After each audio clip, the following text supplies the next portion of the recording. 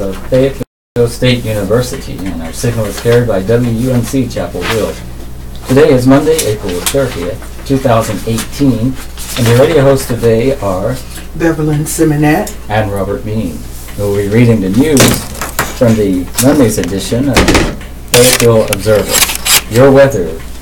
Today, the high will be 73. It will be delightful with plenty of sunshine. Tonight will be clear with a low of 48. Tomorrow will be warmer with plenty of sun, cloudy with a possible shower. The high will be 89, the low 63. And Sunday will be cloudy with a high of 83 and a low of 58. Sunrise today was at 6:26 a.m. Sunset tonight will be at 8 p.m. Moonrise today is at 9:43 p.m. Moonset today is at 7:42 a.m. Sunrise tomorrow will be at 6:25 a.m. Sunset tomorrow will be at 8:01 p.m.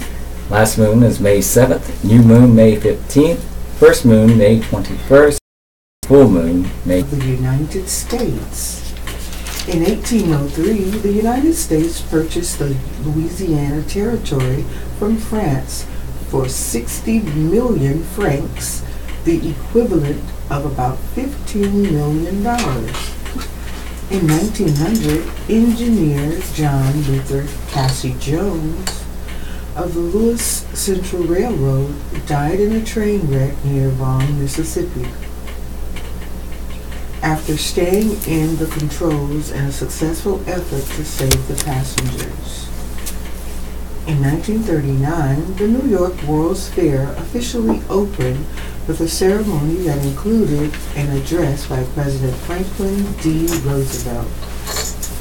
In 1948, the Organization of American States was founded with the signing of its charter in Bogota, Colombia. Birthdays. Actress Cloris Leachman is 92 today. Singer Willie Nelson is 85. Actor Burt Young is 78. Singer-musician Wayne Kramer is 70. Basketball Hall of Famer Isaiah Thomas is 57 today. Country musician Robert Reynolds is 56. Rapper Turbo B of Snap is 51. R&B singer Chris Chalk Daily Ripple of Soul for Real is 47. Actress Lisa Galecki is 43. Singer-musician Cole Deggs of Cole Deggs and the Lonesome is 42. Daybreak, need to know. Carriage ride for Cinco de Mayo. The Cool Spring Downtown District will offer carriage rides on Saturday from 1 to 8 p.m. Shops, restaurants, and breweries downtown will help celebrate Cinco de Mayo, too. Each ride with El Caballero and his decorated horse-drawn carriage will last about 15 minutes. Tickets are $10 a person for adults and $5 for children 10 and under, but everybody rides for $5 between 1 and 3 p.m. No reservations are required. Cumberland County agriculturists who have made significant contributions to agriculture, home economics, youth development, or rural communities. Nomination forms are available by calling 321-6405 or on the Cooperative Extension website at cumberland.ces.ncsu.edu. Completed nomination forms must be received by 5 p.m. June 30th. Forms may be mailed to the Cumberland County Center, North Carolina Cooperative Extension, Charlie Rhodes Agri-Expo Center, 301 East Mountain Drive, Fayetteville, North Carolina, 28306. They may be faxed to 321-6883 or emailed to County Extension Director Lisa Childers at lisa_childers@ncsu.edu. Mosquito dunks. The Cumberland County Department of Public Health is giving away mosquito insecticide to residents while supplies last. Mosquito dunks are a biological pest control agent that kills mosquito larvae. They are not toxic to fish, birds, wildlife, and pets. County residents can pick up a 2-month supply of the dunks in the Environmental Health section on the third floor of the Health Department on 1235 Ramsey Street, Monday through Friday, between 7:30 a.m. and 5 p.m. We want to hear from you. Please submit your events in writing at least 10 days in advance. Email calendar@fayobserver.com or fax details to 486-3545. For questions, call 486-350. Firearm. 13 counts of possession of a stolen $1,000. David Allen Primo, 62 of the 3500 block of Hanover Drive of Hope Mills, is charged with disclosure of private images. Bail was set at $15,000. Tony Lynn Jones, 37 of the 3900 block of Spinner Road in Hope Mills, is charged with habitual larceny and possession of stolen goods. Bail was set at $2,500. Joe Lemons Gore Jr., 17 of the 3900 block of Goforth Drive in Hope Mills, is charged with obtaining property by false pretense, conspiracy, possession of stolen property, breaking and entering of a motor vehicle, and other charges. Bail was set at $36,000. Travis Dewey Bennett, 38 of the 4800 block of Monticello Drive in Hope Mills, is charged with larceny by product code fraud. Bail was set at $2,500. Justin John Deschain, 28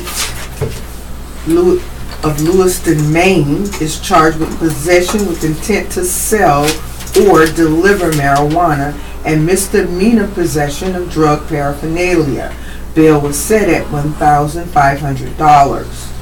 DeQuayne Leslie Ryan Davis, 29 of the 600 block of Barton Landing Place, is charged with possession with intent to sell or deliver marijuana, possession of a stolen firearm, and misdemeanor drug charges. Bail was set at $6,500. Cumberland Mattress with John Souls. High school student learns job, gives back.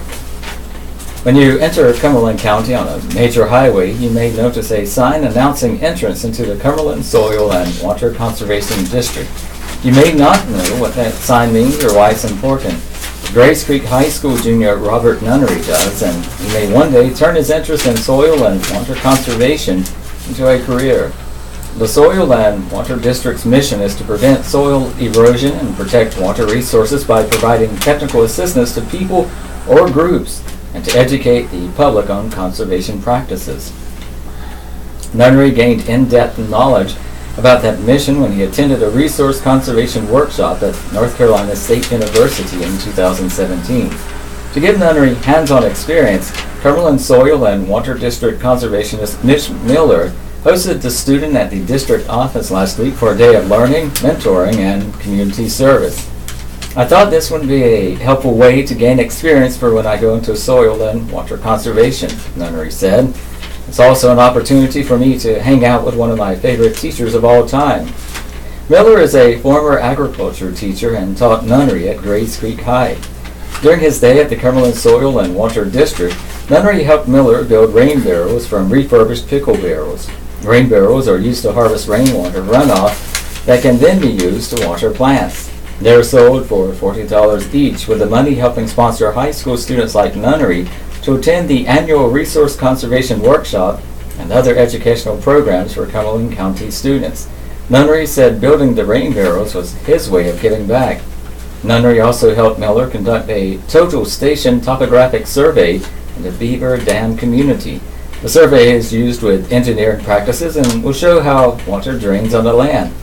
It will also allow Miller to calculate materials needed, and enable him to engineer what is known in conservation terms as a best management practice. This could be a dam or pond that will help conserve topsoil and protect water. Miller said he welcomed the opportunity to help a young person who was interested in a conservation career. Working with Robert when I was his ag teacher, he always seemed to have an interest in natural resources, Miller said. This is a good opportunity to see what this job is like, and it is also a good community service that will make a difference in somebody else's life. Nunnery, the son of Robert and Jill Nunnery, said volunteering with the Soil and Water Conservation District will help him in his future education and career goals. This is helping me, not just with one class, but with all my classes by giving me something to strive for, Nunnery said. It's motivation to help me try to get into a land-grant university like NC State or NCA&T, and it's helping me strive to be someone better. The Cumberland Soil and Water Conservation District office is in the Agri Expo Center at 301 East Mountain Drive. You can go to their website at co.cumberland.nc.us/soil-water or call 484-8479 and select option 3 to learn more. John Souls is the Public Information Specialist for Cumberland County Government.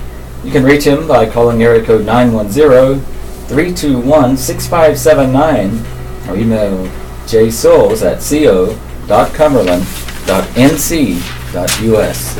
Sunny weather, record crowds at Dogwood Festival.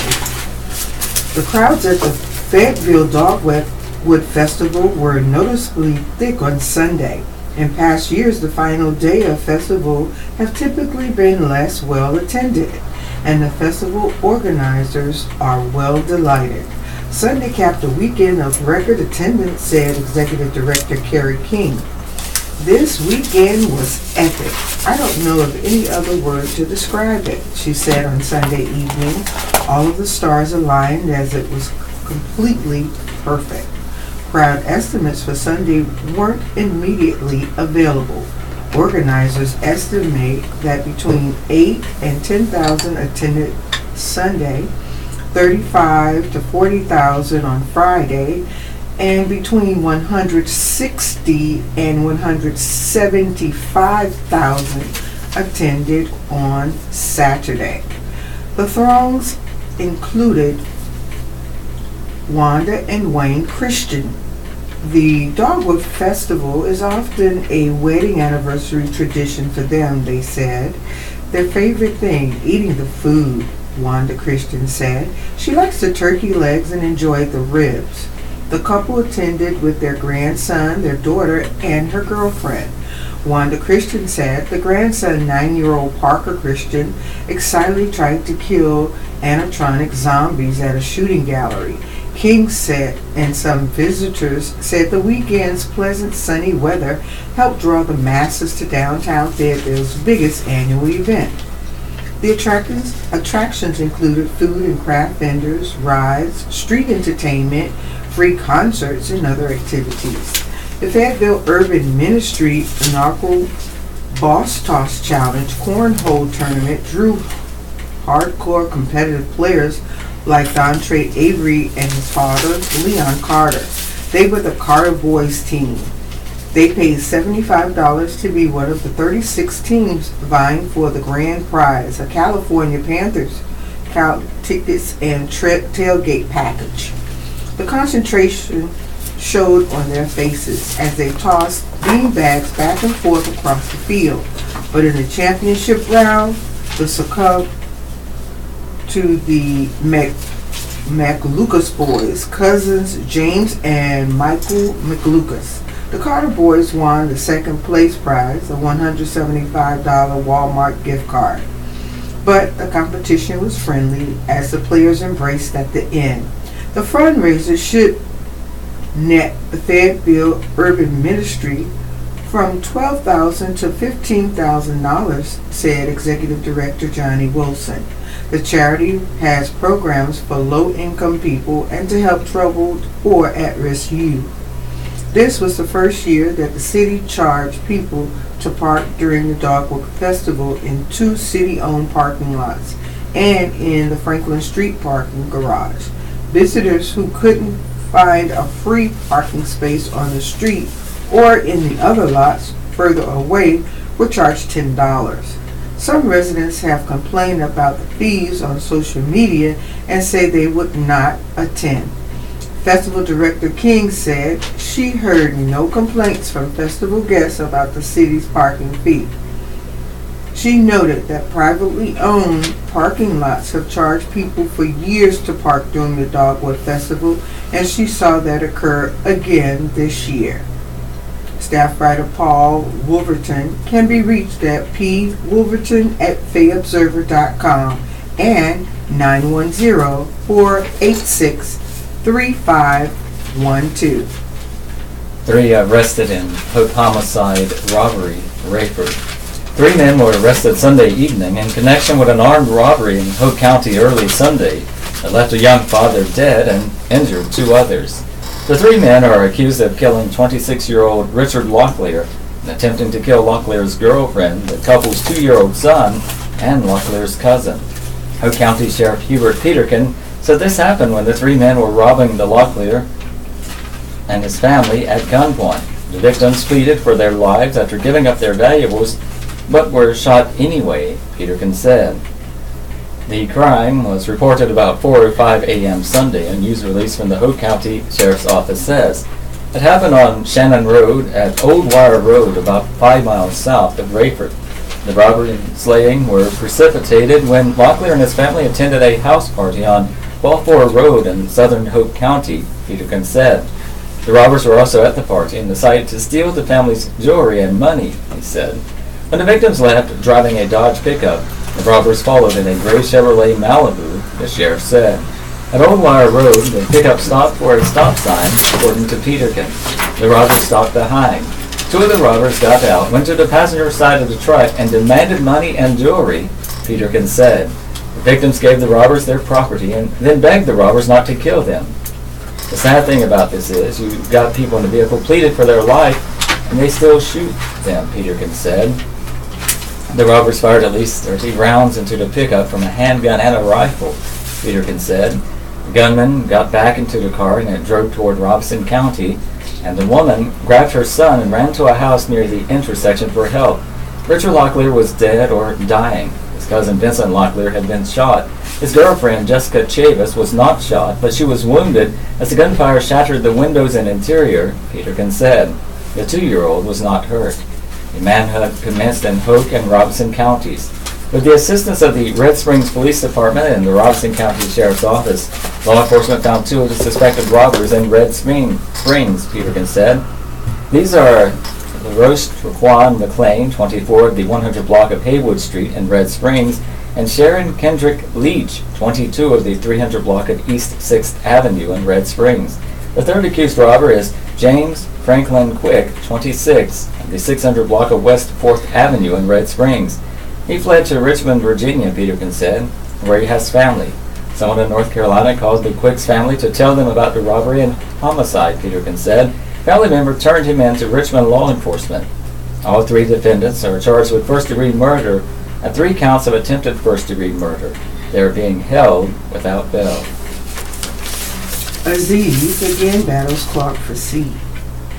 The invective between the state senator Ben Clark and opponent Naveed Aziz for the Senate 21 seat has been so fierce that one could conclude they belong to different political parties. But they're both Democrats. Clark defeated Aziz 2 years ago.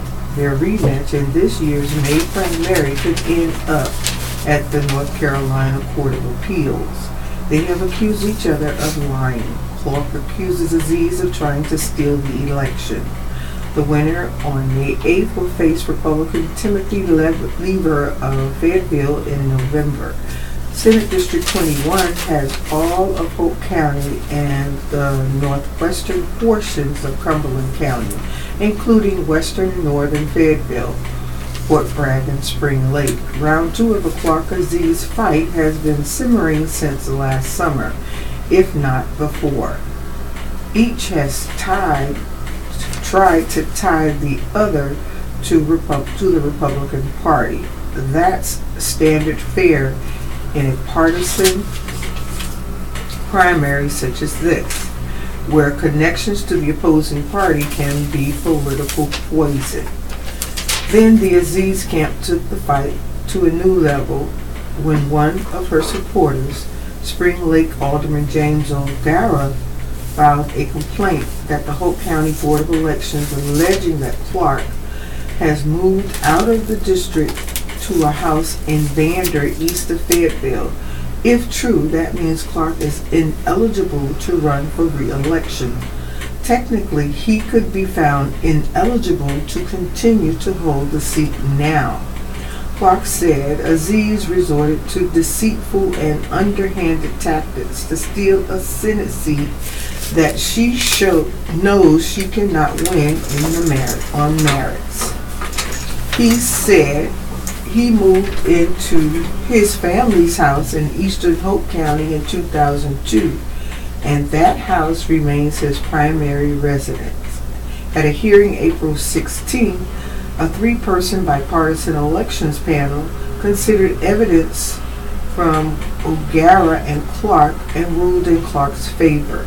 O'Gara appealed to the State Board of Elections and Ethics Enforcement.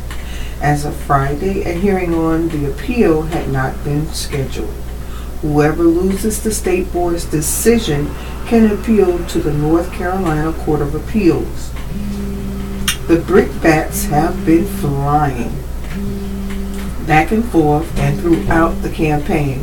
From Aziz, Ben Clark has spent the past 2 years cutting deals with Republicans to gerrymander me out and keep him in this district.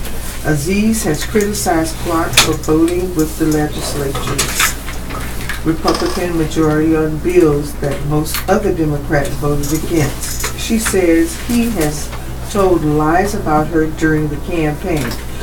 From Clark, Naveed Aziz claims to be a real Democrat, but her campaign finance report says something very different. He said she accepted thousands of dollars from wealthy Republican donors since 2016, and that she has lied about him and his family. Despite the victorious rhetoric, the two Democrats have deep roots in the area and many commonalities. Clark grew up in Fayetteville, then left the area for a career in the Air Force. He retired as a lieutenant colonel and now is an information technology program operations manager for a contractor at Fort Bragg. Aziz is an immigrant from Pakistan who has lived in Fayetteville area for 37 years. A physician, she has a medical clinic in Spring Lake. They both favor expansion of Medicaid to both health care to more low-income people. Both say they will push to improve public education. Both say they want to protect voting rights. Aziz has called for an end to business tax cuts, calling them corporate welfare. That becomes a burden on those with the least to spare. She wants the state to increase the minimum wage. Clark says he supports fair pay and living wage standards, and also supports initiatives that provide good paying jobs.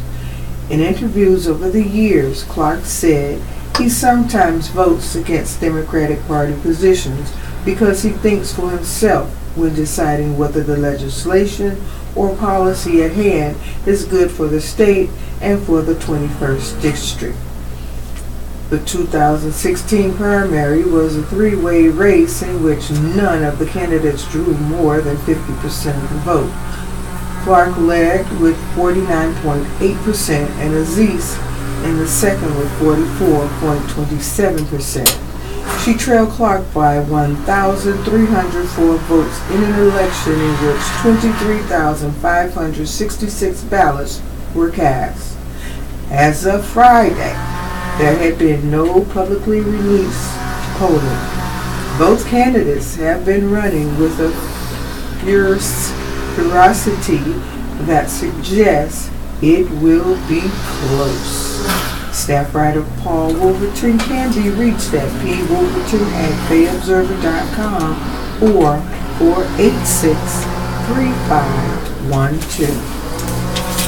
This is the Southeastern North Carolina radio reading service of United Way Partner Agency. We broadcast from the campus of Fayetteville State University, and our signal is carried by WUNC Chapel Hill. As a nonprofit agency, we rely on public donations. Request your support to continue our services. When making charitable donations, please keep the Southeastern North Carolina radio reading service in mind.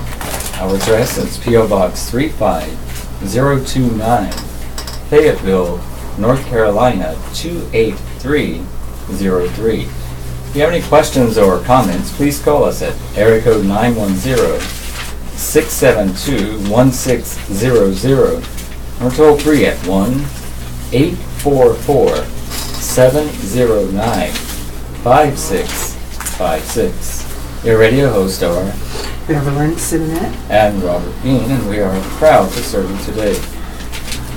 Monday Moment. The Monday Moment highlights everyday slice of life happenings in the community. If you have a story idea, email news@fayobserver.com and put Monday Moment in the subject line. This week's Monday Moment, saved by the Spartan. Sue Espinoza says training for the sport helped in her fight against cancer, by Sammy Batten, staff writer. Sue Espinoza will tell you the sport of Spartan racing saved her life. And she's not kidding. After competing in the obstacle field sport a year ago at an event in Charlotte, Espinoza was inspecting the usual bumps and bruises from the climbing, crawling, running, and jumping required of Spartan competitors. I'd gotten really sick after the race and was sneezing and having trouble breathing, but I just thought it was allergies, Espinoza said. The next day I was just kind of checking myself out and I found this lump in my armpit. I thought it was my lymph nodes because those swell when you're sick. My doctor thought that too, so they did the biopsy. The biopsy revealed Espinoza had breast cancer. 3 days later, she placed first in another Spartan race. It's a kind of spirit and toughness that carried the now 47-year-old through the mental and physical rigors of surgery and radiation treatments that have resulted in her being cancer-free. Incredibly, Espinoza continued to compete in Spartan events during her treatment and recovery, achieving a difficult double Spartan trifecta in the process. Espinoza developed her competitive nature as a multi-sport athlete growing up near Seattle. As a high school senior, she was a member of a select soccer squad that toured Germany. She arrived in Fayetteville as an Army spouse in 1994 and became involved in the local slow-pitch softball scene, playing for prominent travel clubs such as Showtime and Lady Creek. But in 2016, Espinoza, who works as a payroll specialist for Boot, Norman and Company PA, found a new challenge in Spartan. She competed in 4 races that year and was gearing up for even more in 2017 when she was blindsided by the cancer diagnosis. One week you're told you have cancer, the next you're seeing a surgeon, and the next week you're having surgery, Espinoza said. Everything happened so quick there wasn't time for me to process it. Then, when I did get back to work after surgery is when I had my breakdown. But after I had my little breakdown, I got back on my bicycle and took off.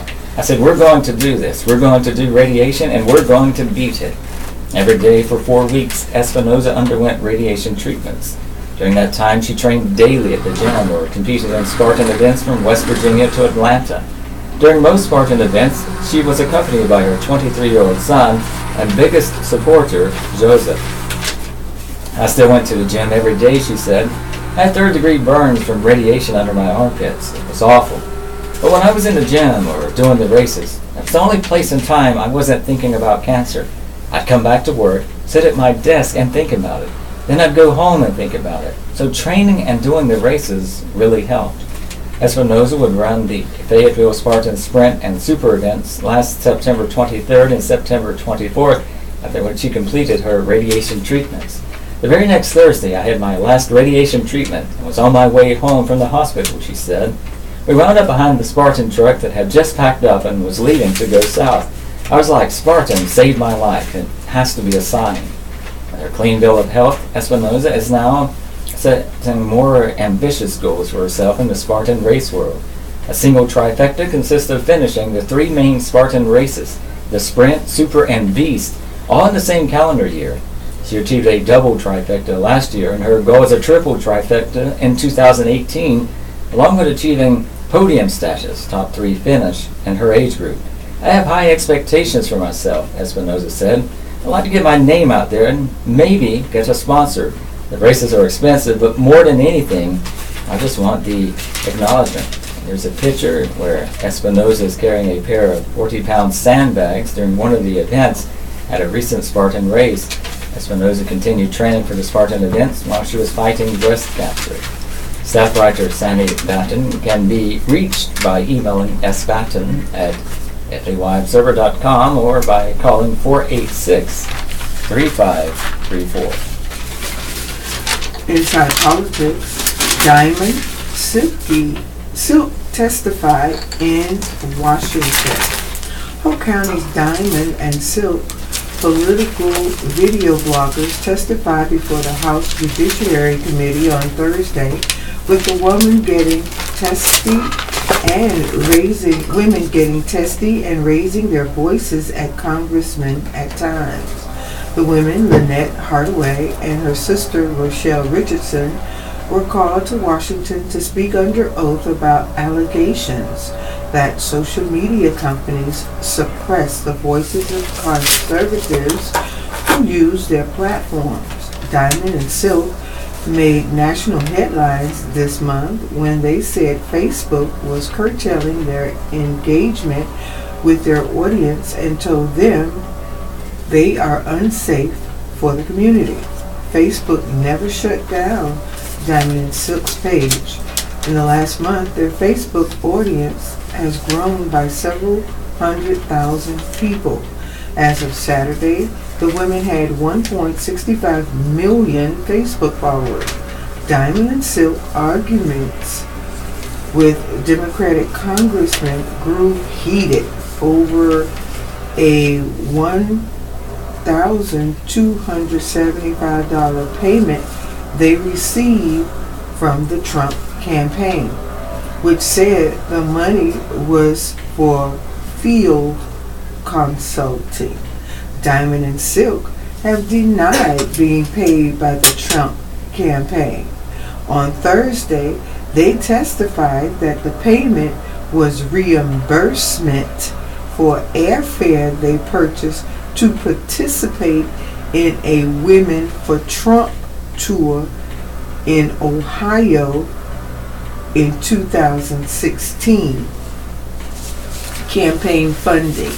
The April campaign finance reports give some indication of how the candidates will perform in the May primaries for North Carolina's 8th and 9th congressional districts. Here are their campaign totals from January 1st, 2017 through April 18th of this year. 9th District Republican primary incumbent Robert Pittenger raised $1.17 million and spent $1 million. Top challenger Mark Harris raised $566,000 and spent $465,042. Candidate Clarence Goins made no report.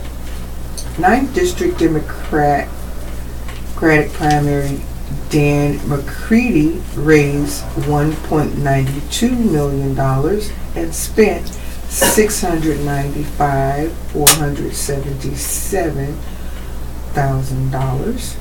Christian Cano raised $40,536 and spent $41,068.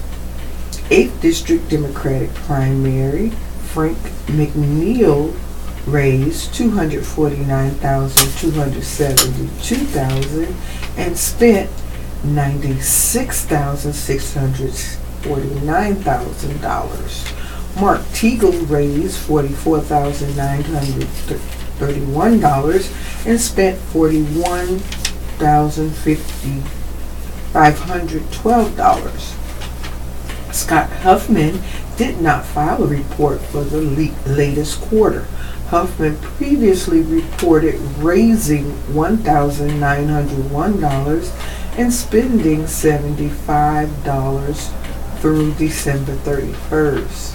Candidates aren't required to file finance records with the Federal Elections Committee if their donations and spending never total more than $5,000. Survey results. U.S. House District 9. Republican U.S. Representative Robert Pittenger leads Democratic Dan McCready 47% to 42% to 37%. Compare that to Pittenger's 58% to 41% victory in 2016 election over Democrat Christian Cano. Public policy polling 662 voters, April 16 through 17. That's a 3.8% margin of error. Tax cuts. 55% of voters say they have not noticed an increase in take-home pay from President Trump's tax cuts. Only 22% said they saw a bump, and 23% say they did not know if they got more money. Morning Consult and Politico 1993 voters, April 19 through 23rd, margin of error 2%. Meetings. 8th Congressional District Democratic Convention meet from 9 to 1 p.m. on Saturday at West Hope Middle School, located at 6251 Rockfish Road in Rayford. The 9th Congressional District Democratic Convention meets from 1 to 4 p.m. on Saturday at Bett Center McGee Theater. That's at Wingate University, located at 403 North Wingate Road in Wingate. Democratic Women of Cumberland County meet May 10th at Elizabeth's Pizza, located at 2468 Hope Mills Road in Fayetteville. Food at 5:30, meeting at 6:30. Guest speaker Rob Tabor and Gerald Falls will discuss the Cape Fear Indivisible organization. You can send your political news and announcements to Inside Politics at FayObserver.com. The weekly deadline is Thursday for publication the following Monday. When Will AI Thinking Prompt Panic by Jonah Goldberg. In Frank Herbert's Dune series, my favorite science fiction books, he made a bold writerly decision. In a genre famous for robots and computers, particularly in the 1960s, Herbert imagined a futuristic universe with neither. In his telling, some 10,000 years prior to the story of the book, there was a galactic revolt called the Butlerian Jihad. This is where I first learned the word jihad, the Arabic term for Islamic holy war. It can all get fairly nerdy, but the gist is that artificially intelligent computers and androids were banned. In one explanation, the Butlerian Jihad was named after a woman, Jahane Butler, whose baby had been aborted without her permission because an artificially intelligent computer deemed the child unworthy of life. The resulting outrage led to a mass revolt, the banning of thinking machines, and a new religious commandment, "Thou shalt not make a machine in the likeness of a human mind." This idea has always stuck with me because of the fresh venues it opened in the genre, and also for political and sociological reasons. The phrase moral panic is almost always used derisively to suggest an irrational overreaction by people giving over to the mentality of the mob. When the media agrees with a moral panic, say on guns, the last thing they do is call it one. Moral panics are always something those other people do. It's a bit like censorship, a word people only use for the censorship they don't like. But whether you call it a moral panic, a righteous people-powered movement, or some other term of art, such visceral mass reactions are inevitable and perhaps necessary. I got to thinking about this as two stories from Britain and one from China made waves here in the U.S. A driver in North Yorkshire, England, fitted his car with a laser jammer that blocked speed cameras from giving him a ticket. He also showed the traffic camera his middle finger in a gesture that means the same thing on both sides of the Atlantic. The North Yorkshire police tracked him down, and he was charged with perverting the course of justice. The jammer was illegal, of course, and he probably deserved a fine. But because he flipped Big Brother the bird, he got 8 months in jail. As outrageous as that story is, it pales in comparison to the story of Alfie Evans, a 23-month-old British boy with a rare neurodegenerative disorder. His doctors and the National Health Service concluded they couldn't do anything more for him and, against his parents' wishes, took him off of life support.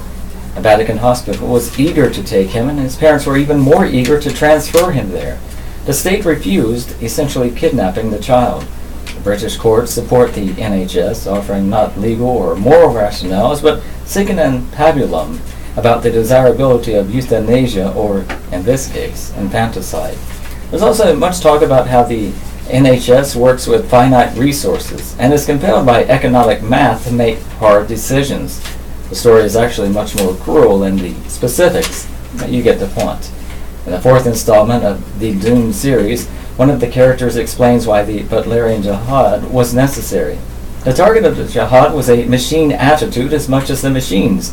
Leto Atreides explains, humans have set those machines to use our sense of beauty, our necessary selfdom, out of which we make living judgments. That process seems well underway already, and I wonder what it will take before we get the moral panic we need. Jonah Goldberg is an editor-at-large of National Review Online and a visiting fellow at the American Enterprise Institute. Email him at jonascolumn@aol.com.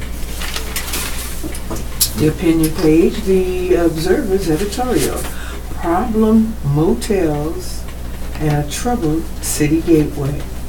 This seems likely to qualify as a serious problem.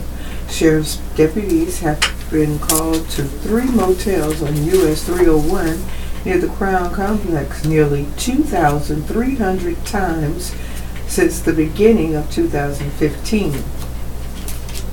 They've been called to those motels, the Coliseum Inn, the Carolina Motor Inn, and the Relax Inn, more than 500 times so far this year. Most of the calls are for minor issues, public disturbances or vandalism, for example. But some have been for more serious offenses, including drug dealing, prostitution, assaults, personal robberies, and at least one hostage situation. The phrase public nuisance is beginning to enter conversations at the sheriff's office and in the county's offices. It should. What's happening out at US 301, also called Gillespie Street in that area, is more than a small problem. And what's happening at those motels appears to meet the legal definition of public nuisance as well. What's more, the motels are a part of the dismal picture that Fayetteville visitors get as they head into the city from the airport. Gillespie Street is one of the city's most important gateways for visitors coming in to do business here. More than a few professionals around town can tell stories about job applicants who looked at the streetscape on their way in from the airport and decided to do a U-turn and get out of town fast. Officials from the sheriff's office have met with county commissioners about the problem motels, as have residents from the neighborhoods around the motels, who told commissioners that the prostitution and drug activity at the motels makes them feel unsafe, and they have to feel unsafe about what these problems are doing for their property values as well. Sheriff's Office lawyer Ronnie Mitchell says the nuisance law is something used sparingly. You don't want to take someone's property if you can avoid it, but it has become a nuisance to the community. County Commissioner Charles Evans agreed that caution is in order, but something has to be done. Evans has been in the nuisance law seat before. When he served on the Fayetteville City Council, the city has used nuisance laws to shut down several motels as well as nightclubs that have been perennial trouble spots. The moves were met with strong political approval. Evans says he's gotten many complaints about the chronic crime at and around the motels. As their representative, he said, it's my job to find a solution to it. And my solution is to close them down. Two of the motel owners say they want to meet with the county officials to discuss the problem and see what can be done. But there have been discussions in the past and the problems don't seem to go away. Perhaps they will this time, now that the county and sheriff's office appear serious in their threats to close the motel down. Under the law, only the district attorney or the county commissioners can initiate legal actions to shutter the motels. It is indeed time for the commissioners to move ahead with cleaning up Gillespie Street area. Cutting crime around the problem's motel is a good first step, but we'd like to see more vision from the county's leaders. A plan that does much more than shutting down public nuisances. Isn't it about time for this community to begin cleaning up one of Fayetteville's more important gateways? Even if the druggies and prostitutes are chased off, it's still a seedy looking strip that needs much more than some landscaping and a new gateway sign. It's time to start making better things happen here. Seoul. Kim says he'll give up nukes if U.S. vows not to attack. By Kim Dong-hoon, the Associated Press, Seoul, South Korea. North Korean leader Kim Jong-un told his South Korean counterpart at their historic summit that he would be willing to give up his nuclear weapons if the U.S. commits to a formal end to the Korean War and a pledge not to attack the North, Seoul officials said Sunday. Kim also vowed during his meeting with South Korean President Moon Jae-in on Friday to shut down the North's nuclear test site in May and disclose the process to experts and journalists from South Korea and the United States, Seoul's presidential office said. There are lingering questions about whether North Korea will ever decide to fully relinquish its nukes as it heads into negotiations with the U.S. Kim's comments amount to the North's most specific acknowledgement yet that denuclearization would constitute surrendering its weapons. U.S. National Security Advisor John Bolton reacted coolly to word that Kim would abandon his weapons if the United States pledged not to invade. Asked on CBS's Face the Nation whether the U.S. would make such a promise, Bolton said, "Well, we've heard this before. This is the North Korean propaganda playbook is an infinitely rich resource. What we want to see from them is evidence that it's real and not just rhetoric," he added. Seoul officials who have shuttled between Pyongyang and Washington to broker talks between Kim and President Donald Trump that are expected in May or June, said Kim has expressed genuine interest in dealing away his nuclear weapons.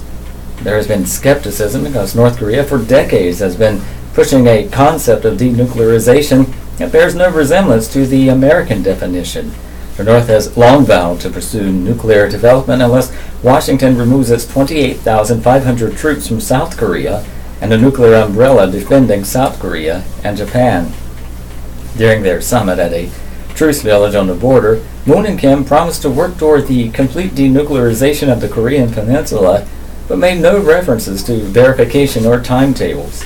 Kim also expressed optimism about his meeting with Trump. Moon's spokesman, Yoon Yong-chang, said. Letter to editor. In praise of public service. In our community and throughout the nation, local, state, and federal government, employees serve and protect us. Public servants deserve our appreciation daily. But Public Service Recognition Week, which is May 6th through 12th, is a time set aside to honor our women and men in government. Public service is a vocation to serve one's fellow Americans, and Public Service Recognition Week is a week for honoring those who follow that career. Our diverse workforce at the federal, state, and local levels consists of highly talented individuals with a strong drive to improve the lives of the American people. They ensure a clean environment, safeguard the food we eat, protect our communities, stabilize and grow the economy, serve our veterans, come to our rescue after disaster, and teach our children, to name a few ways public servants make our lives better. And retirees volunteer for many services in our local communities. Public Service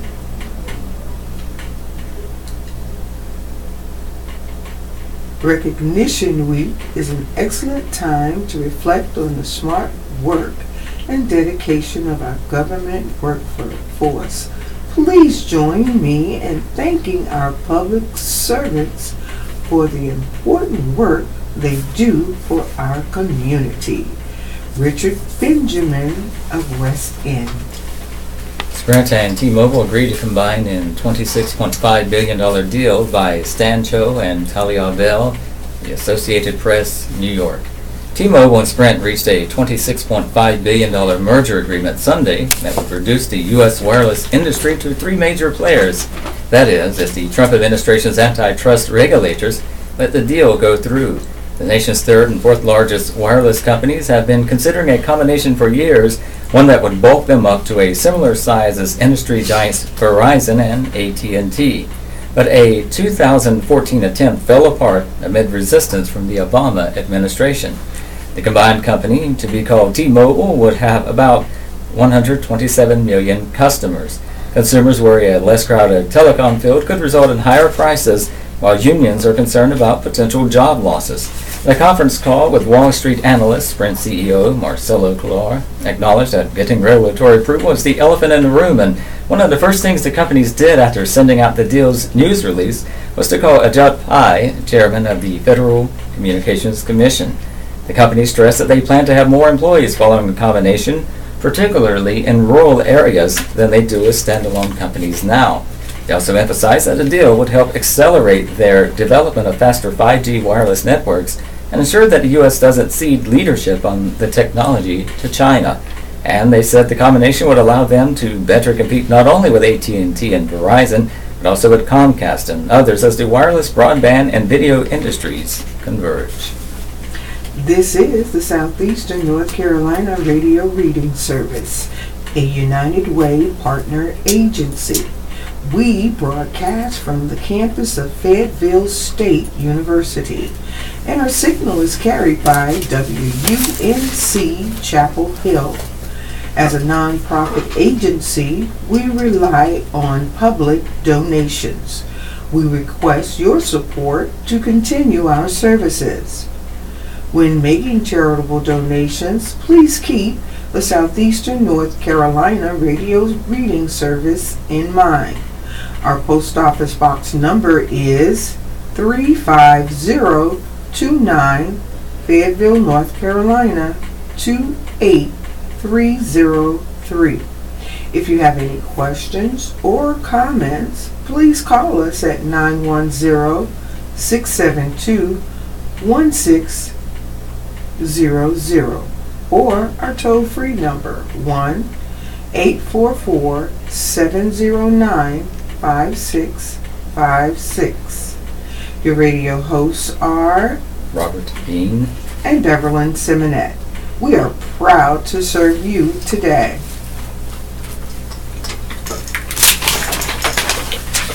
The obituaries. This is the top of the hour, and our obituaries today are the death notices. The following deaths have been reported. See upcoming editions of the Fayetteville Observer for complete obituary information. In Cumberland County, Greg Eugene, 68 of Fayetteville. Services will be handled by the Herring Funeral Care and Cremations.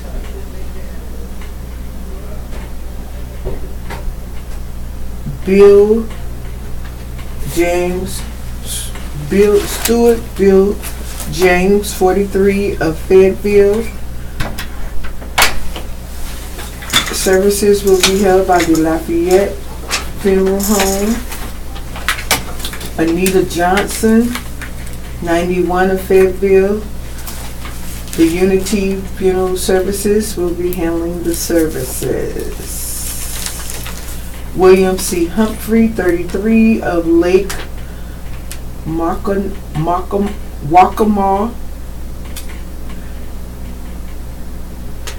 Jernigan Warren Funeral Home will be handling the services. Linda McCoy, 68th, of Carthage Pugh and Smith Funeral Home will be handling the services.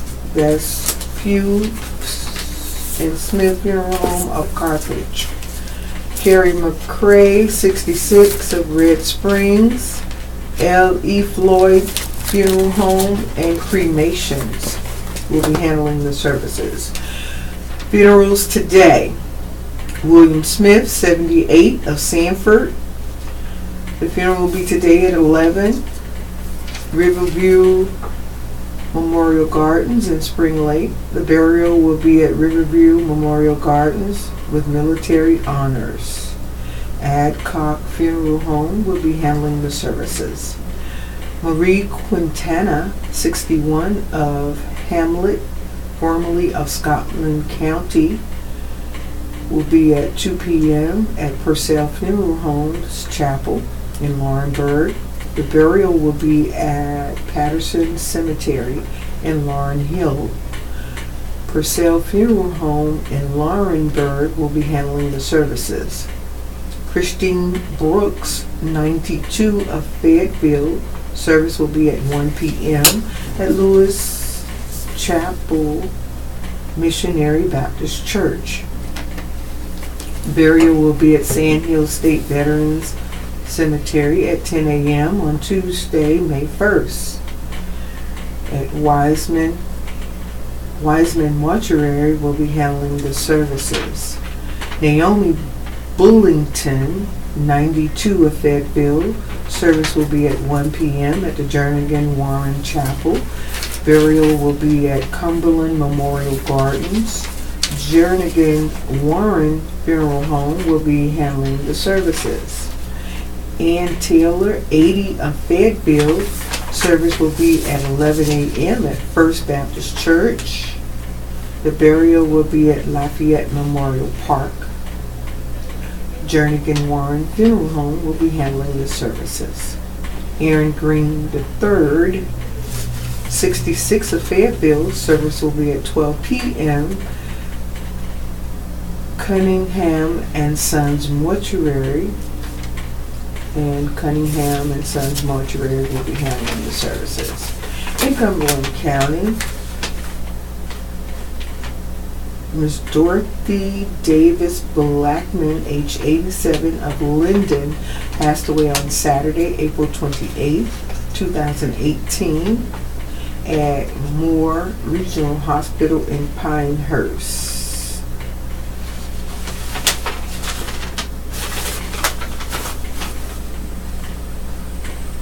A visitation will be Tuesday, May 1st from 12 noon to 1 p.m.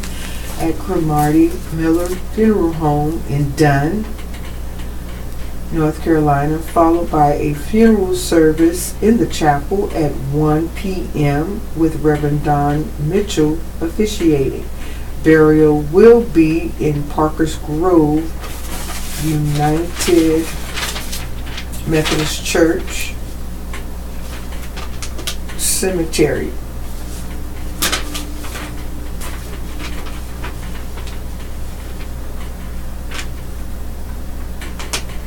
Donations in her memory can be made to Parker's Grove Cemetery Fund, care of Irwin United Methodist Church, 600 Denham Drive, Irwin, North Carolina, 28339. Margaret Hatch Johnson, 99, of Fayetteville, died Sunday, April 29, 2018.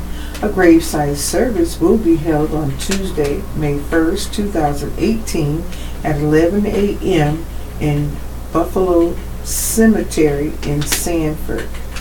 The family will receive friends from 6 to 7 p.m. on Monday, April 30th, 2018 at Jernigan Warren Funeral Home.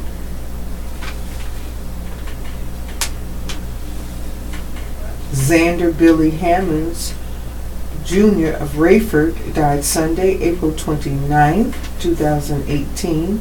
The funeral will be on Wednesday at 2 p.m. at Pinecrest Funeral and Cremation Services in Hope Mills. Visitation is at Pinecrest Funeral and Cremation Services on Wednesday from 1 to 2 p.m. Bessie M. Brown, 82, of Fayetteville, died Friday, April 27, 2018. Funeral will be Tuesday at noon at Wiseman Mortuary Chapel. Viewing will be at the funeral home Tuesday at 9 a.m. noon. Burial is at Lafayette Memorial Park at the Wiseman Mortuary. In the region and elsewhere, U.S. Army and Master Sergeant retired Julius Glockner Jr. died Friday, April 27, 2018 in the First Health Hospice in Pinehurst after a long battle of cancer.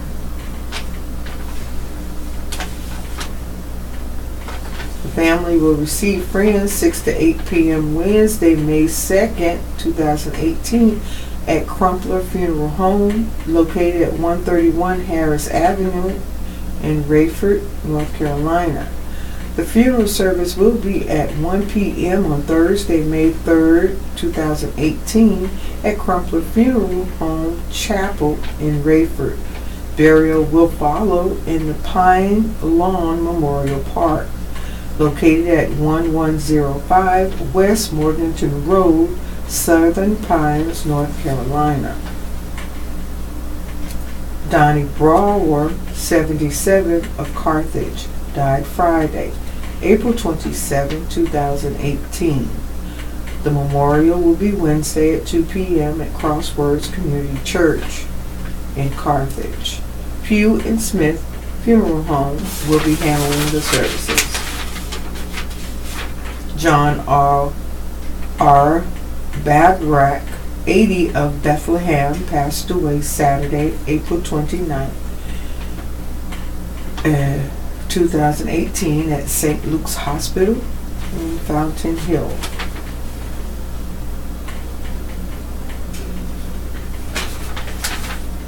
Funeral services will be held Wednesday, May 2nd, 2018 at 11 a.m. at the Ruggiero Funeral Home. That's www.ruggierofuneralhome.com, 126 East Pennsylvania Avenue. There will be a visitation Wednesday beginning at 10 a.m. until time of service at the funeral home. Interment will be in Plainfield Cemetery in Plainfield Township. I repeat, that website is www.ruggierofuneralhome.com.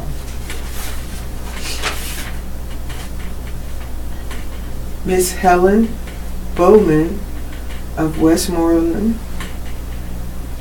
Miss Helen Bowman Westmoreland, 87, of Johnson City, Tennessee, passed away on Friday, April 27, 2018 in the Sycamore Shoals Hospital.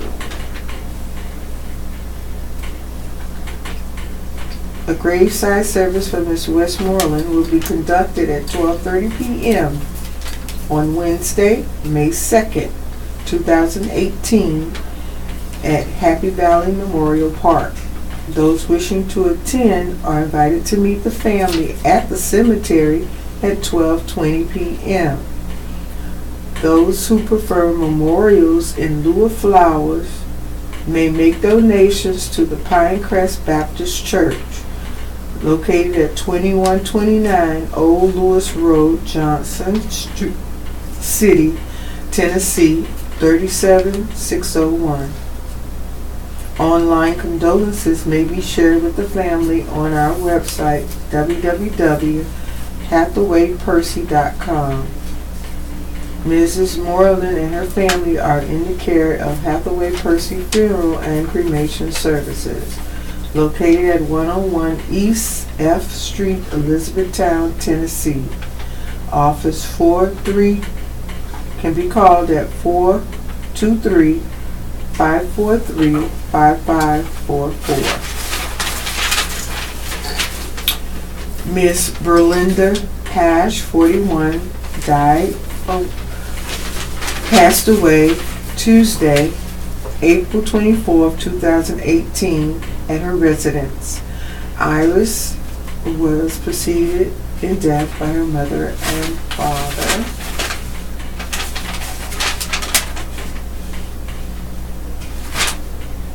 Visitation will be held from 1 to 3 p.m. on May 2nd, 2018 at the Lafayette Funeral Home. A memorial service honoring her life will be held at 3 p.m. following the visitation.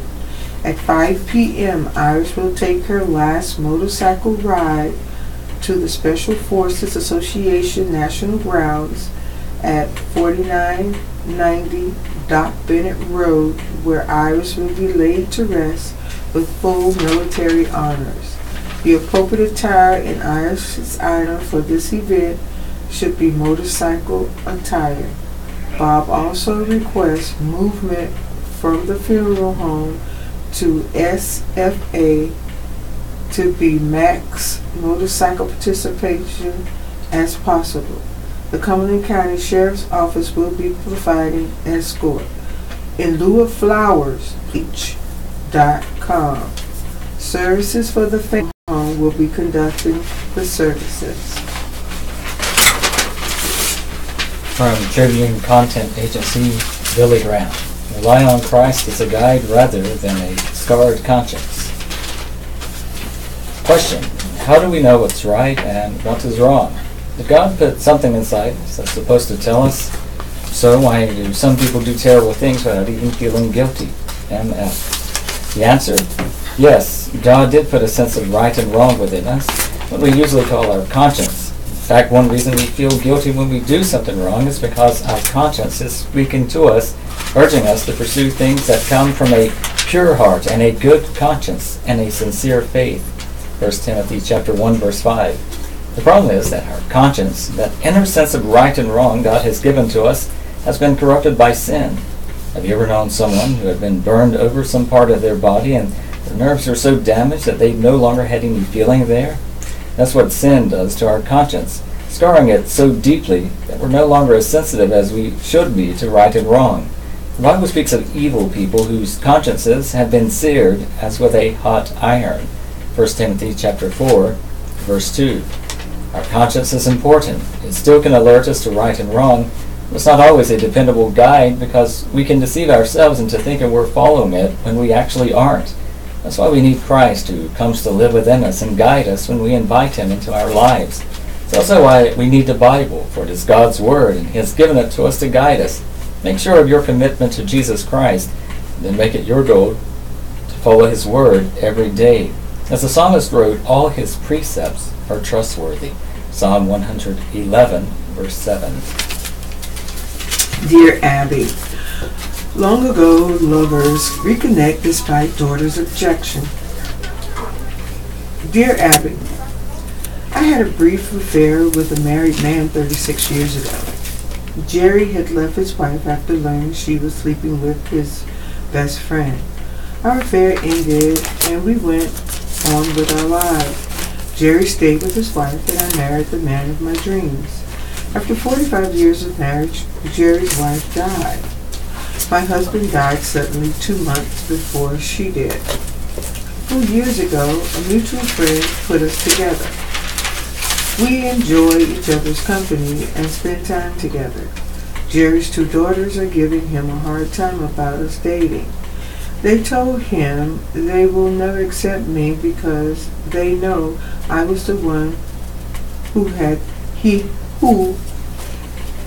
had the affair with. They don't know about their mother's affair. A month before she passed, she told her daughter, for whatever reason, that her father would go back to me. My family has welcomed him with open arms. Jerry's daughters are married, so he's alone most of the time. How should we handle them? His son is okay with us. It hurts Jerry when his daughters tell him he's not to have me at his house or any gatherings they may have. Would really like your thought on this brief affair. Dear B.A., knowing Jerry's late wife, I can only guess why she told her daughter what she did. It's possible it was to prevent you and her husband from rekindling your relationship after her death. The person to handle it might be the mutual friend, because the girls know only half the story. That person could tell them the other side. Whether the information alters their view on your relationship is anybody's guess. Jerry should also make clear to his daughters that he is now a single adult who doesn't need anyone telling him who to entertain in his home and what he expects the woman in his life to be treated, at the very least, with civility. Unless he is prepared to draw the line, they will run his life for him as long as he's breathing. Dear Abby, I recently suffered a heart attack. Everything's fine now except for some minor damage to my heart and some necessary lifestyle changes. Smoking is now out. I live in a rural area.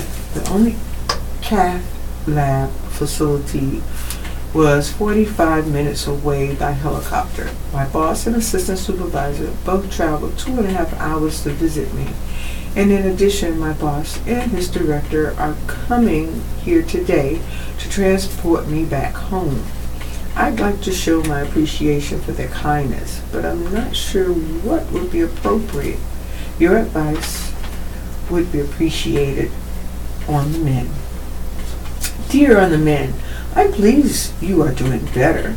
I'm sure anything you choose to give them would be appreciated. Consider taking them out to dinner. Alternatively, perhaps present them with coffee mugs with Hero or Champion on them. They can be ordered online, and a card explaining that the word reminded them of you. Reminded you of them.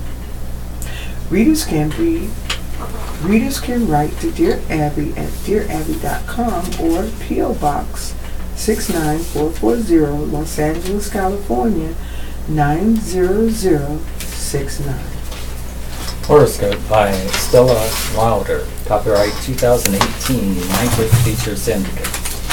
Born today, you are likely to be someone whose personal and professional contributions to the world and to the lives of others are long appreciated and acknowledged. Taurus, April 20th through May 20th. You may find yourself engaged in negotiations today. No one knows what you know, so share information before taking a stand. Gemini, May 21st through June 20th. You are waiting for someone to make a decision that is likely to affect you for some time to come. Make your reservations known to all. Cancer, June 21st through July 22nd. Someone may think that a current conflict is a matter of taste, but you know that it runs deeper than that. There are facts at play. Leo, July 23rd through August 22nd. You'll have to trust an ally to hold you up when things get tricky. What you face today will require a lot of thought as well as maneuvering. Virgo, August 23rd through September 22nd. You may want to warn others that if you get started, you're not going to stop until you reach the end. That may be inconvenient for many. Libra, September 23rd through October 22nd. You know more than most, less than some. Today, you must be sure to have accurate, up-to-date information at your fingertips. Scorpio, October 23rd through November 21st. You may rub someone the wrong way by sharing your opinion without being asked. And this doesn't have to lead to long-term tension, however. Sagittarius, November 22nd through December 21st. It's important for you to know when you must stand up and make your feelings known, and when you must take a seat. Capricorn, December 22nd through January 19th. Others may be surprised by how strongly you feel about a certain topic that they consider fleeting and routine. You can change minds today. Aquarius, January 20th through February 18th. You will want to be less emotional about a certain issue today than you have been in the past if you want others to listen to your concerns. Pisces, February 19th through March 20th. Inspiration is all around you today, but you may find yourself in a mood that makes you less open to it than usual. You can get through this. Aries, March 21st through April 19th. It's a good time to consider making a change that will allow you to follow a new dream wherever it may lead you. By the time you read this, I'll be in Pittsburgh. Monica Holland. I just got an Airbnb reminder email about my trip to Pittsburgh, as if that's necessary at all. No worries, Airbnb. That one's not sneaking up on me. I'm always excited for a getaway, and I love to stay in people's in-law suites instead of hotels. Is that weird? The Airbnb phenomena is, to me, fantastic. I'll chat up the owner about what's happening in town, take full advantage of the Keurig, and not miss fighting the thought of who all has done just exactly what here. That nags me in a hotel room. I wince every time I touch the remote. And on that note, I went a lot while shopping for bathing suits this week too. My choices were obviously from the of a certain age variety, but when I got them on, which was sometimes difficult with all the straps and stretchy fabric, I had to laugh hysterically at what I saw in the mirror. Was this from the Stormy Daniels line of swimsuits? Most of them looked like some kind of bondage-inspired device that left far too little to the imagination, and you certainly wouldn't want to risk swimming in them. These suits were more provocative than any of Victoria's Secret's, but they weren't made of boudoir, and I've yet to see a woman wearing anything like this public. Do people really buy this stuff and just imagine the tan lines, or is that the point? I don't get it. I have to keep looking. I like to get a suit though, so I can get on with the real fun, accessorizing, a floppy hat, the sunglasses, the wrap, the bag, the nail color needs to be right. I might even get a matching acrylic insulated tumbler that says something cute like "Beach please." This really not a pressing issue, unlike bathing suits. We won't be poolside in Pittsburgh. We'll probably be at a baseball game and a diner, drive-in, or dive that's been featured on Food Network.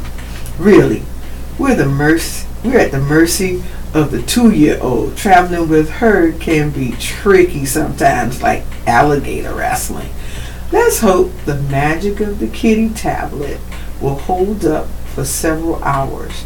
We learned on the last road trip that she's fine with munching on fruity trail mix while we down sunflower seeds. Snacking is key to good road trip. Some fresh pineapple, a solid playlist on podcasts, the scenic route, good times.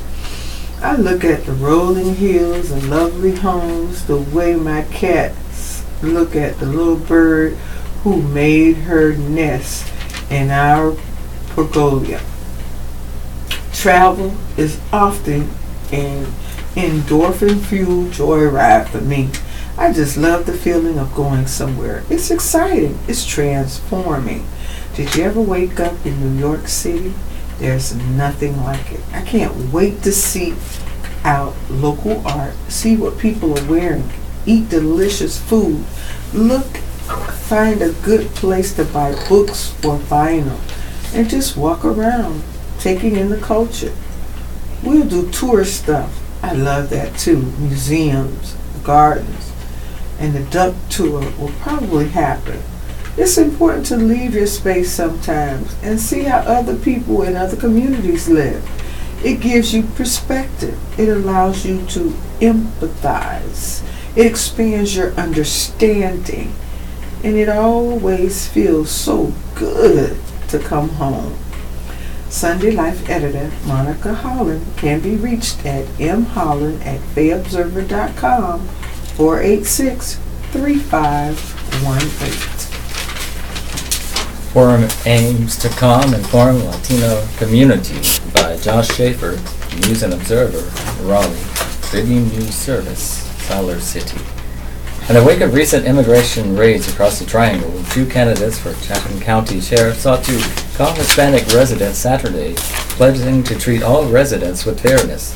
At an immigration issues forum in Siler City, Sheriff Mike Robertson stressed that his deputies do not enforce federal laws and that the Chatham County Jail does not house detainees. He stressed that his office created a Hispanic outreach group to pair Spanish-speaking residents and deputies. We do not want our residents to be afraid to call 911, he told a crowd of roughly 150. We want to be involved in your culture. We want to be involved in your community. We want to hear directly from you about the fears going on. His challenger in the May 8th primary, Pittsburgh Police Chief Percy Crutchfield, echoed the sheriff's assurance. I'm a firm believer in respecting the rights of everyone, he said. The forum, held by the Hispanic Liaison, a.k.a. El Vinculo Español, came a few weeks after immigration and customs enforcement agents arrested 25 people from the Triangle and Siler City in western Chatham County, many of whom were not the intended targets in the raid. U.S. Representative David Price has since condemned the raid for targeting people who pose no danger to the community. Siler City has roughly 5,000 Hispanic residents, or half its population, said Ilania Levester, Executive Director and Founder of the Hispanic Liaison. Their status ranges from citizen to temporary worker to undocumented immigrant, and it can range widely within families. 3 of the men detained by ICE were the primary breadwinners in their families, Levester said, and a fund has been established to help. A lot of people are worried, she said. On Saturday, the forum offered free legal consultations with attorneys from the Triangle and Triad. Chatham County has no law firm specializing in immigration, Levester said. Hispanic residents also had a chance to renew their status under DACA, which grants deferred immigration action to children who were brought to the United States under the age of 16 before 2012. DACA must be renewed every 2 years and costs $495 each time, plus attorney's fees that were waived by Saturday's volunteers. The May 8th primary will decide the sheriff's race, as no other candidates have filed.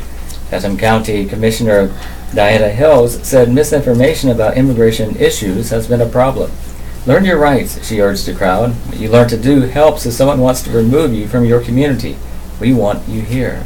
The forum was the second put on by the Hispanic Liaison.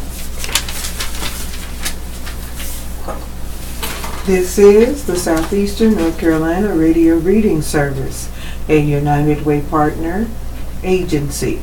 We broadcast from the campus of Fayetteville State University, and our signal is carried by WUNC Chapel Hill. As a nonprofit agency, we rely on public donations.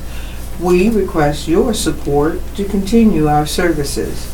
When making charitable donations, please keep the Southeastern North Carolina Radio Reading Service in mind. Our post office box number is 35029, Fayetteville, North Carolina 28303. If you have any questions or comments, please call us at 910-672-1600 or our toll-free number 1-888-866-3613. 844-709-5656. Your radio hosts today are Robert Bean and Beverlyn Simonette. We are proud to serve you today. Lynching memorial in Alabama draws crowds and tears. In Montgomery, Alabama, tears and expressions of grief met the opening of the nation's first memorial to the victims of lynching Thursday in Alabama. Hundreds lined up in the rain to get a first look at the memorial and museum in Montgomery. The National Memorial for Peace and Justice commemorates 4,400 black people who were slain in lynchings and other racial killings between 1877 and 1950. Their names were known and engraved on 800 dark rectangular steel columns, one for each U.S. county where lynchings occurred. A related museum called the Legacy Museum, From Enslavement to Mass Incarceration, is opening in Montgomery. Many visitors shed tears and stared intensely at the commemorative columns, many of which are suspended in air from above. Tony Battle drove from San Francisco to attend. I'm a descendant of 3 lynching victims, Battle said, her face wet with tears. I wanted to come and honor them. Also there in my family that couldn't be here, Angel Smith Dixon, who is biracial, came from Lawrenceville, Georgia, to see the memorial. We're publicly grieving this atrocity for the first time as a nation. We can't grieve something. You can't grieve something you can't see, something you don't acknowledge. Part of the healing process, the first step, is to acknowledge it. The Reverend Jesse Jackson, a longtime civil rights activist, told reporters after visiting the memorial that it would help to dispel America's silence on lynching. Whites wouldn't talk about it because of shame. Blacks wouldn't talk about it because of fear, he said. The crowd included white and black visitors. Marianne Bobach, who is white, came from Los Angeles to attend. As an American, I feel this is a past we have to confront, she said as she choked back tears. Launch events include a Peace and Justice Summit featuring celebrities and activists like Ava DuVernay, Marian Wright Edelman, and Gloria Steinem. The Summit Museum and Memorial are projects of the Equal Justice Initiative, a Montgomery-based legal advocacy group founded by attorney Brian Stevenson. Stevenson won a MacArthur Genius Award from his human rights work. The group bills the project as the nation's first memorial dedicated to the legacy of enslaved black people, people terrorized by lynching, African Americans humiliated by racial segregation and Jim Crow, and people of color burdened with contemporary presumptions of guilt and police violence. Several thousand people gave Stevenson a 2-minute standing ovation at a morning session of the Peace and Justice Summit. Later in the day, Edelman, founder of Children's Defense Fund, urged the audience to continue their activism beyond the day's events on issues like ending child poverty and gun violence. Don't come here and celebrate the museum when we're letting things happen on an even greater scale. officials border crossing the school. Central American migrant caravan being forced to wait by Elliot Spagat, the Associated Press, San Diego. A group of Central Americans who journeyed to the U.S. border in a caravan resolved to turn themselves in and ask for asylum Sunday in a direct challenge to the Trump administration, only to have U.S. immigration officials announce that the San Diego crossing was already at capacity and wouldn't immediately be accepting them. Nearly 200 migrants, many traveling with children, had decided to apply for protection at the crossing at San Diego, organizers said. But even before the migrants arrived, the U.S. Customs and Border Protection said the crossing can take in additional people only as space and resources become available. The agency has said the port can hold about 300 people temporarily. The migrants made their way northward by foot, freight train, and bus over the past month, many of them saying they feared for their lives in their home countries. The Trump administration has been tracking the caravan, calling it a threat to the United States since it started in Mexico on March 25th near the Guatemala border. Attorney General Jeff Sessions has called the caravan a deliberate attempt to undermine our laws and overwhelm our system. Administration officials have railed against what they call America's catch-and-release policies that allow people requesting asylum to be released from custody into the U.S. while their claims make their way through the courts, a process that can last a year. Earlier Sunday, the migrants boarded 5 old-school buses to attend a rally at a Pacific Ocean beach, with supporters gathering on both sides of the border fence and some climbing the barrier to sit or to wave signs. Wendy Yaneri Garcia said she is confident she will be released while her asylum case winds its way through the courts because she is traveling alone with her 2-year-old son who has been sick. "All I want is a place where I can work and raise my son," the 36-year-old said. She said that police in her hometown of Atlantida, Honduras, jailed her for protesting construction of a hydroelectric plant and that she received death threats after being released. Nefi Hernandez, 24, said a gang in his hometown of San Pedro Sula, Honduras, threatened to kill him and his family if he did not sell drugs. He intended to seek asylum with his wife and baby daughter. He was born on the journey through Mexico. Jose Casares, 31, said he faced death threats in the Honduran city of Yorro because a gang member suspected of killing the mother of his children learned one of his sons reported the crime to police. The travelers face an uncertain future if they ask for asylum. U.S. immigration lawyers warn them that they face possible separation from their children and detention for many months. Homeland Security Secretary Kirstjen Nielsen said asylum claims will be resolved efficiently and expeditiously, but she warned that any asylum seekers making false claims could be prosecuted, as could anyone who assists the migrants in doing so. Administration officials and their allies claim that asylum fraud is growing and that many who seek it are coached on how to do so. Asylum seekers are typically held up for up to 3 days at the border and then turned over to U.S. Immigration and Customs Enforcement. If they pass an asylum officer's initial screening, they may be detained or released into the U.S. with ankle monitors. Maria de los Angeles, 17, said she felt confident after speaking with an attorney that U.S. authorities would release her while her case finds its way through the courts because she was traveling alone with her 1-year-old son. She hoped to move in with a sister in San Francisco. "I'm fired up to go because I believe in God and I believe everything will work out," she said. She said she fled her home in Tutiapa, Honduras, because the father of her son threatened to kill her and their child. AP fact check. Trump distorts claims on VA nominee.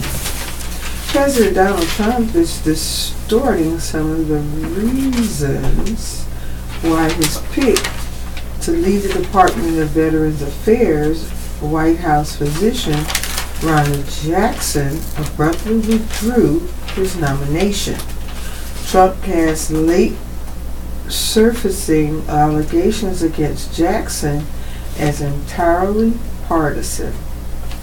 He cites an investigation led Senator John Tester, Democrat of Montana, even though the review involved interviews with military personnel and was conducted with knowledge and support of Senator Johnny Isakson.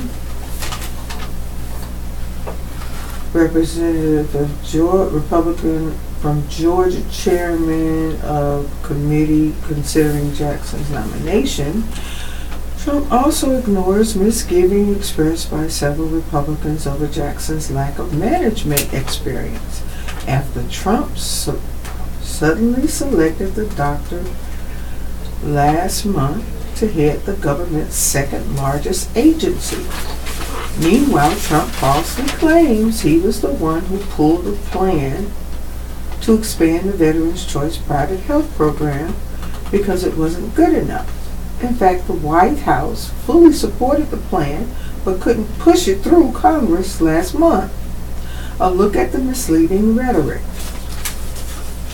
Trump allegations made by Senator John Tester against Admiral Dr. Ron Jackson are proven false. The Secret Service is unable to confirm, in fact, they deny any of the phony Democrat charges, which have absolutely devastated the wonderful Jackson family. Tweet Saturday afternoon. Trump. What John Tester did to this man is a disgrace. He's a great guy.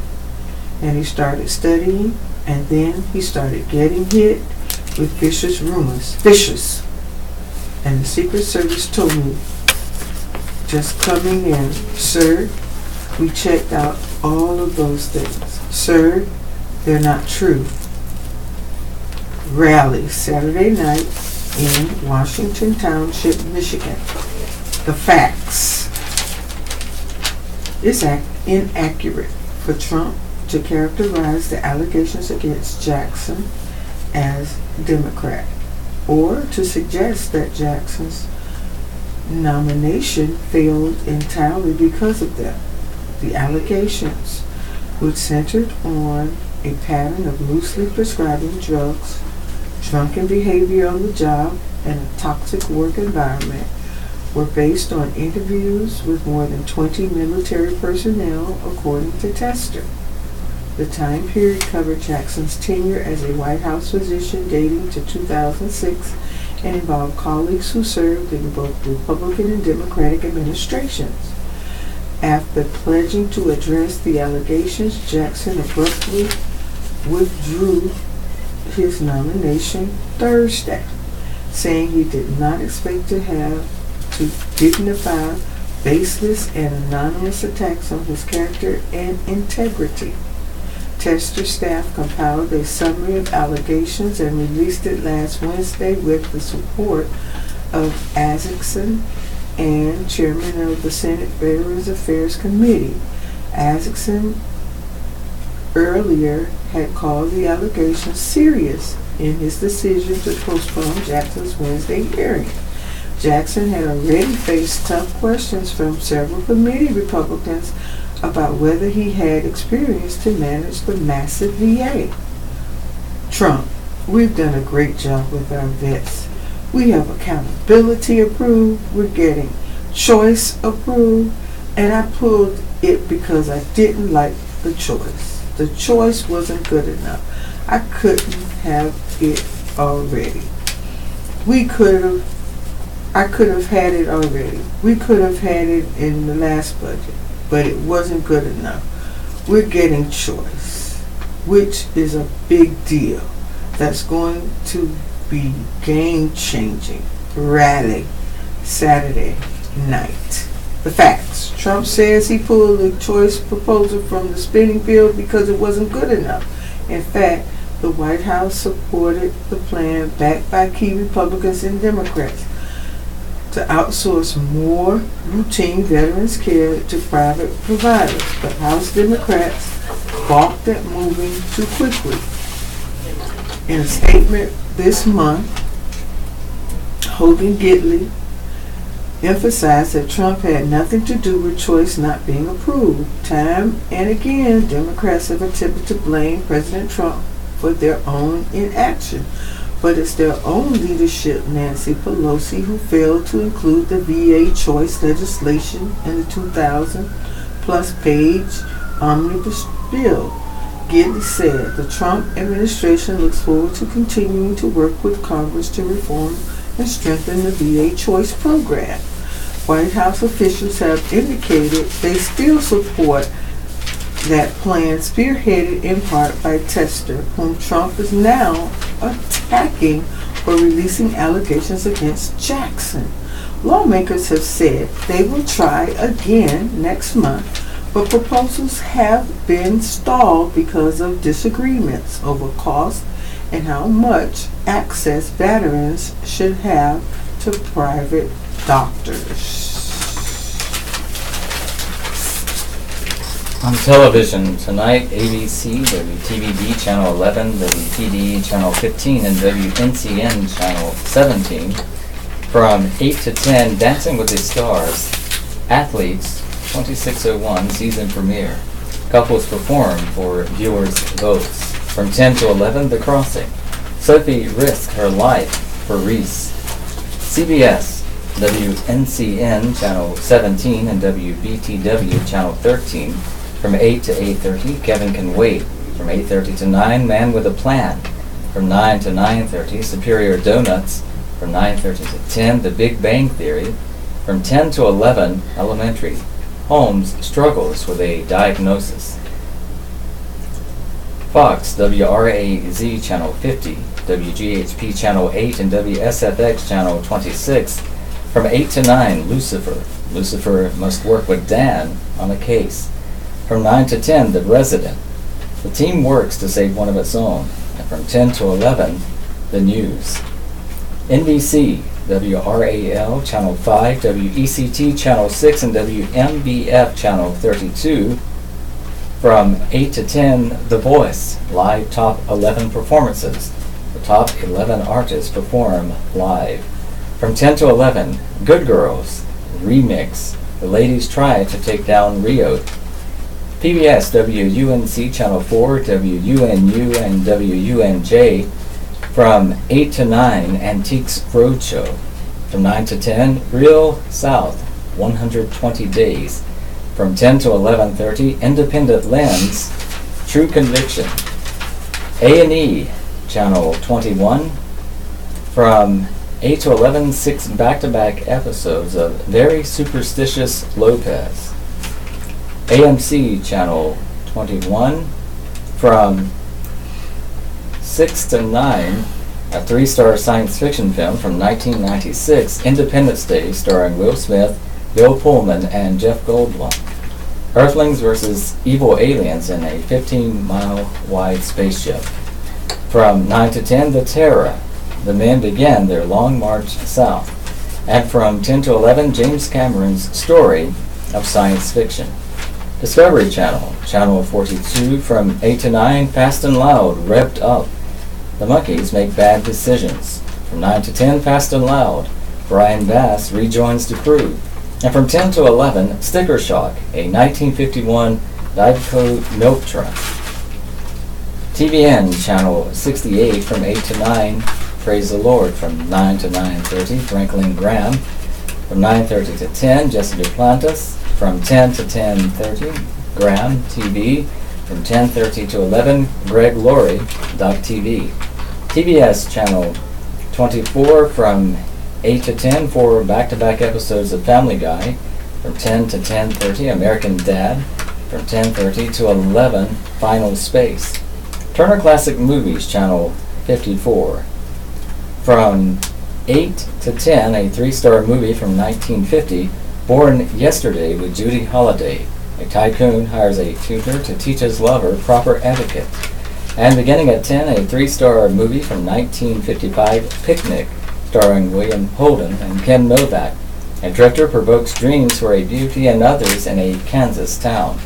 And TLC Channel 23. From 8 to 9, the 685-pound teen. From 9 to 10, Dr. Pimple Popper. And from 10 to 11, The Man, 200-pound tumor. That's what's on television tonight. Around the water cooler. It's been 10 years and 18 feature films in the making. but by most accounts, Marvel Studios' latest superhero blockbuster, Avengers Infinity War, delivers the goods. According to Rotten Tomatoes, 85% of the movie critics and 93% of audiences like the movie, which rolled out to theaters on Thursday and provides an early kickoff to the summer blockbuster season. It's easy to see why the movie appeals. We saw it Thursday, and not only does it tie in most of the superhero audiences have come to love over a decade, but pushes along at a crisp pace over 2.5 hours, packing in more action than either the first two Avenger films. Infinity also manages to deliver both Marvel's funniest and darkest movie to date. In the plot, an interplanetary being named Thanos seeks to gather near infinite power through gems called Infinity Stones. He plans to use his newfound power to depopulate half the universe, an act he believes will save the universe by thinning the herd and preserving resources. About 30-some superheroes strongly disagree and fight him to their last breath. Actor Josh Brolin deserves special notice for capturing Thanos' madness and complexity, with a heavy assist from believable CGI that adds depth to character physical form, which is essentially a big purple Hulk. By the way, anybody looking for a primer on all the storylines and characters referenced in the movie should check out the Washington Post interactive feature, everything that's happened leading up to the Avengers Infinity War. You won't regret it. As for Marvel, the studio and Disney now owns it, has already and had a good year. Black Panther released in February and based on an Avengers character has become the highest grossing superhero movie of all time and is still in many first run theaters, including in Fayetteville. After 10 years, Marvel Studios seems to be showing no signs of letting up. Miami Pitts. Wolf draws last gasp at press corps dinner, Associated Press, Washington. The President Donald Trump isn't comfortable being the target of jokes. Comedian Michelle Wolf gave him and others plenty of reasons to squirm Saturday night. It's 2018 and I'm a woman, so you cannot shut me up, Wolf cracked. Unless you have Michael Cohen wire me $130,000.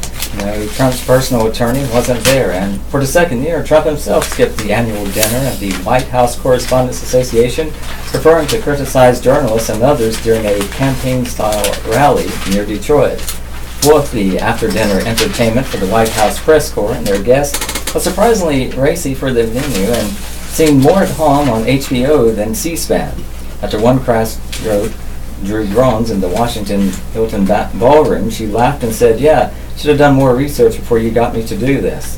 Wolf's act had some of the audience laughing and left others in stony silence. A blistering critique of Press Secretary Sarah Huckabee Sanders, who was seated just feet away, mocked everything from her truthfulness to her Southern roots. Among Wolf's one-liners, "I actually really like Sarah Huckabee Sanders. I think she's very resourceful. But she burns facts and then she uses that ash to create a perfect smoky eye. Like, maybe she's born with it. Maybe it's lies." It's probably lies. Just a reminder to everyone, I'm here to make jokes. I have no agenda. I'm not trying to get anything accomplished, so everyone that's here from Congress, you should feel right at home. It is kind of crazy that the Trump campaign was in contact with Russia when the Hillary campaign wasn't even in contact with Michigan. He wants to give teachers guns, and I support that because then they can sell them for things they need, like supplies. The dinner once attracted Oscar winners and other notable performers in film and television, as well as celebrities in sports and other high-profile professions. The star power dimmed appreciably last year when the famously thin-skinned Trump, who routinely slammed reporters as dishonest and their work as fake news, announced he wasn't attending. He was the first president to skip the event since Ronald Reagan bowed out in 1981 as he recovered from an assassination attempt. Unlike last year, when Trump aides also declined to attend, the Trump White House had its contingent, including Counselor to the President Kellyanne Conway and Commerce Secretary Wilbur Ross. Former administration officials were on hand, such as one-time Press Secretary Sean Spicer, ex-Chief of Staff Reince Priebus, former Chief Economic Advisor Gary Cohn, and political aide Omarosa Newman. At least one Trump antagonist attended. Porn star Stormy Daniels' attorney, Michael Avenatti, who tweeted that he and Conway had a spirited discussion. And there was comedian Kathy Griffin, who last year posted a controversial video of herself holding what appeared to be Trump's bloody head. She later apologized. Bobby Kennedy's final journey. Photo of people holding up a sign saying, "So long, Bobby." Funeral train photo exhibit captures grief of everyday Americans, San Francisco. The assassination of Robert F. Kennedy 50 years ago this June fractured the nation just 2 months after the assassination of Martin Luther King Jr. and 5 years after his brother John F. Kennedy was killed. But RFK's funeral, particularly the train that took his body from New York City following a funeral mass at St. Patrick's Cathedral to Washington, D.C., brought the country together. An estimated 2 million ordinary Americans gathered along the railroad tracks to honor him as the train passed by. An exhibit at San Francisco Museum of Modern Art, The Train, RFK's Last Journey, displayed 21 of the 1,000 unique color slides made by photographer Paul Fusco on June 8, 1968. The images captured America's grief in a way that was unusual in photography by seeing the events through the eyes of ordinary people. And this concludes our reading of Monday's Fayetteville Observer. Your radio hosts have been Beverly Simonette and Robert Bean. Please continue to listen to the Southeastern North Carolina Radio Reading Service for more regional and local news. We've enjoyed being with you this morning. Thank you for tuning us in. Have a wonderful day.